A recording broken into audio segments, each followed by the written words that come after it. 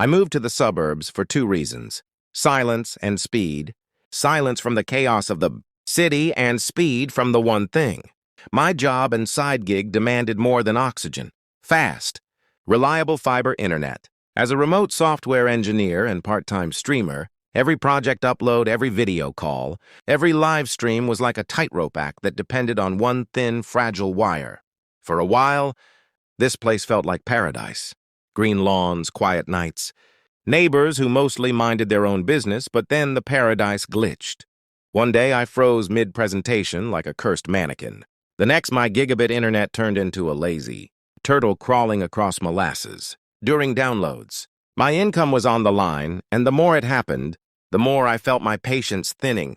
I called the ISP, endured the eternal hold music, listened to a support rep say, "Everything looks fine on our end, sir," and then suggest I check my own equipment. So I upgraded the router, reset every password, disconnected every smart device I could think of, even double-checked interference from appliances. Nothing changed. The connection still choked and sputtered at random. That's when my suspicion shifted from circuits to people. Someone had to be physically messing with the line. My eyes landed on the one person who had both the nerve and the pettiness to make my life miserable: Karen, reigning tyrant of our HOA, clipboard-wielding dictator of curb appeal, woman who once fined me because my mailbox was an inch taller than community specifications. She lurked through the neighborhood like a hawk in yoga pants, always monitoring, always judging, always believing she ran every square inch we lived on. Lately, though, she had been acting weirder than usual. One evening, while walking my dog, I saw her landscaper crouched right beside the utility box outside my property, the same metal cabinet feeding my fiber into the main line. He wasn't trimming bushes or edging the lawn.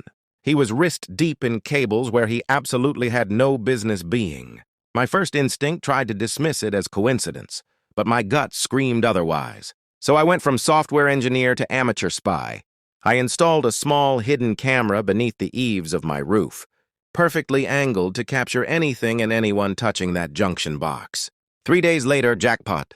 The footage didn't just show Karen's landscaper, it showed Karen herself, kneeling next to the box with her tech-savvy nephew, tools in hand, running a splitter and a direct line toward her property 2 houses away. I watched them leech from me in real time. My premium fiber service siphoned to fuel their smart home kingdom at my expense. Bandwidth theft, the absolute nerve of that woman. She had literally stolen the one lifeline I relied on to survive in my line of work. And the worst part?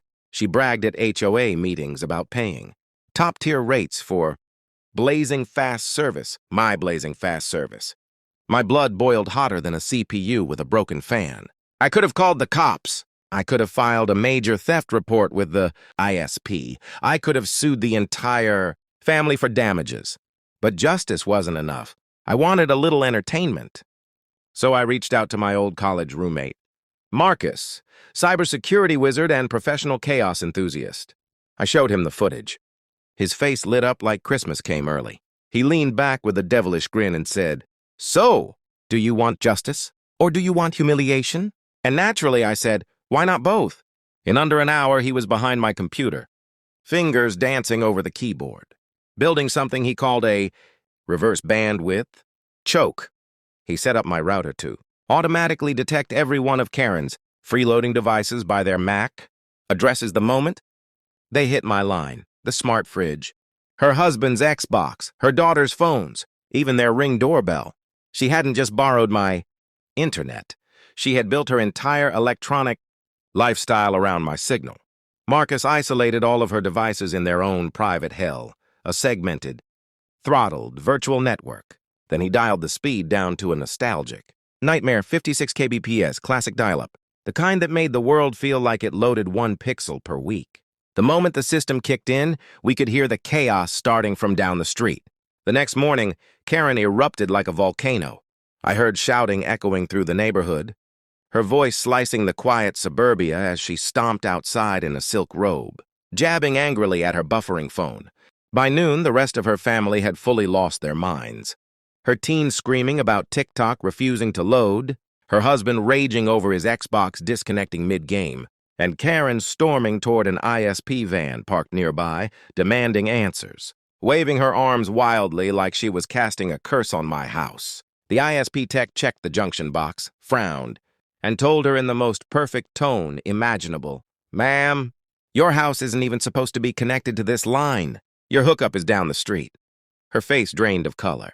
I stepped out with my morning coffee and asked, "Everything all right over there, Karen?" The death glare she gave me could have melted solid steel. I thought that would be the end. Oh, how foolish of me. 2 days later, I came home to find a single sheet of paper taped to my front door like a ransom note. "Notice of non-compliance," it read, accusing me of unauthorized tampering with community utilities and threatening fines and legal action. Signed, of course, by Karen, still clinging to her throne as HOA president. She accused me of crimes she literally committed, and she called an emergency HOA board meeting to punish me. Unfortunately for her, half the board actually liked me. I'd fixed their routers when they broke, helped their kids with remote homework, and shoveled driveways during winter storms. So, when I walked into that meeting and quietly played the footage, Karen and her nephew caught green-handed.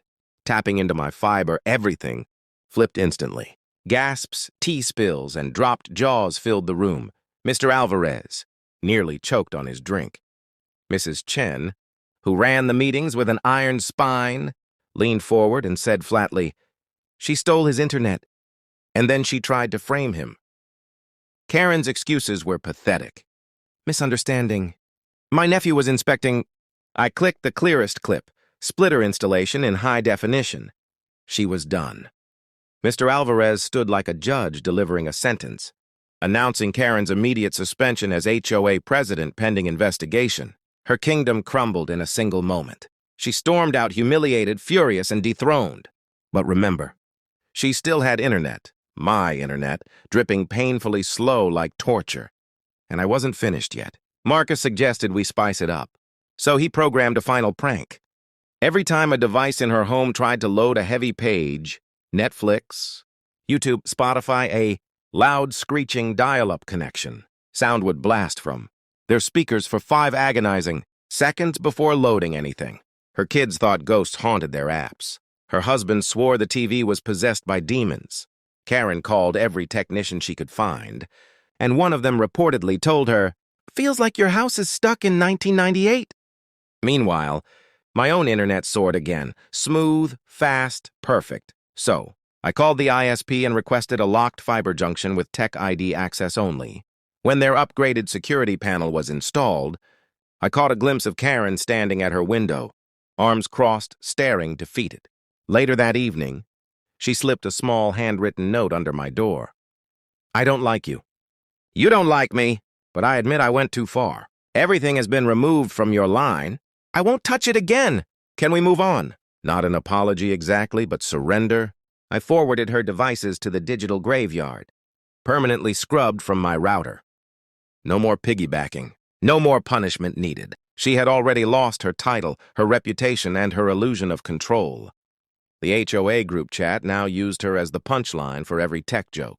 She became the legend of the neighborhood, the woman who tried to steal the internet and got sent back to dial-up purgatory. And that's the lesson people like Karen never expect. Sometimes the person they underestimate, the quiet neighbor with the fast signal and a friend in cybersecurity, is the one who teaches them the rules they thought they could break. All you need is patience, a steady connection, and a reminder of the unholy screech of dial-up.